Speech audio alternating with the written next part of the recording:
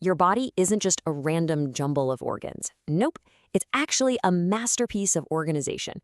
So today, we're going to build a kind of mental GPS to navigate all of its internal compartments so you can really get a handle on how everything stays exactly where it's supposed to be. Let's dive in.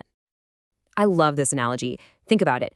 Everything has its own little compartment, it's protected, and it's all separated so neatly. And this isn't just about being tidy, right?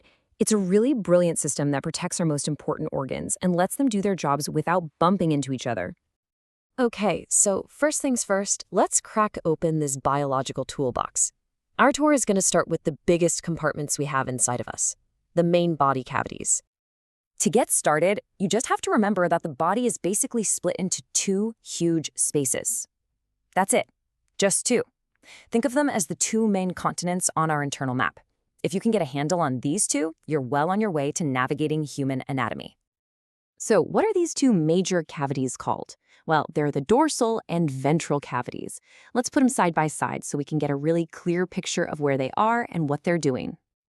Okay, so it's actually pretty simple when you see it like this. The dorsal cavity, that's in the back. It's the armored case for our body's command center, the brain and the spinal cord. And then you have the ventral cavity, which is everything in the front. It holds all of our visceral organs, which is just a fancy way of saying our guts. All right, let's look a little closer at the dorsal cavity. Here's a fantastic memory trick. A dolphin's dorsal fin is on its back, right? Well, that's exactly where this cavity is. And it's split into two crucial parts: the cranial cavity, which holds the brain, and the vertebral cavity, which is like a protective tunnel for the spinal cord. Now for the ventral cavity, which is way bigger. The trick here is easy. Ventral contains the viscera. This huge space is split right in the middle by the diaphragm muscle. Above it, you've got the thoracic or chest cavity, and below it, you have the abdominal pelvic cavity, which is where most of our digestive and reproductive organs hang out. It's not enough to just have containers for everything. You need some protective wrapping too, kind of like bubble wrap. So now let's talk about the super delicate but absolutely crucial membranes that line these cavities and cushion our organs. Now, this is a really chilling and very real tweet from a young nursing student. Just a short while after she posted this, she tragically passed away from bacterial meningitis. Her story is a heartbreaking and powerful reminder of why understanding these protective linings is, quite literally, a matter of life and death. And that's exactly what happened. Meningitis is the inflammation of the meninges. Those are the very membranes lining the dorsal cavity that are supposed to be protecting the brain and spinal cord. When those membranes get infected, the results can be absolutely devastating. Now, switching over to the front, the ventral cavity has its own set of special linings called serous membranes. You've got the pleura for the lungs, the pericardium for the heart, and the peritoneum for all the abdominal organs. And just like the meninges, if these get inflamed, it leads to serious problems. To stop that, these secrete this slippery fluid that lets our organs move around without any friction. So each of these serous membranes actually has two layers. The visceral layer is the one that clings right to the organ itself. Easy to remember because viscera touches the viscera. Then there's the parietal layer, which lines the outer wall of the cavity. Fun fact, the word parietal actually comes from a Latin word that means wall. Okay, so we've mapped out the body's containers, but how do we actually look inside them? Well, we're going to switch gears a bit and talk about body planes. These are the imaginary slices that doctors and scientists use to get a specific view of the body's interior.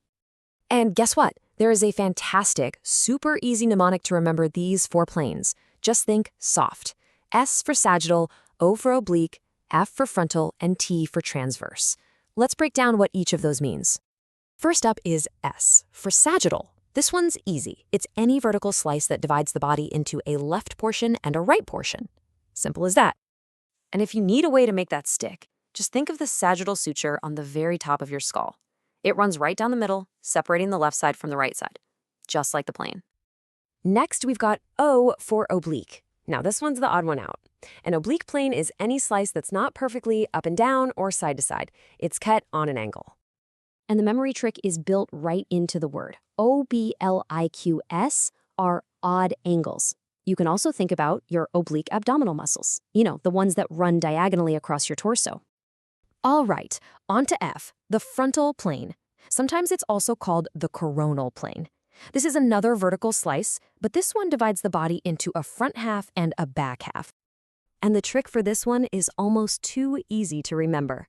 A frontal plane literally leaves you with a front section. It's right there in the name. Can't miss it. And finally, we have T for transverse. This is our only horizontal plane.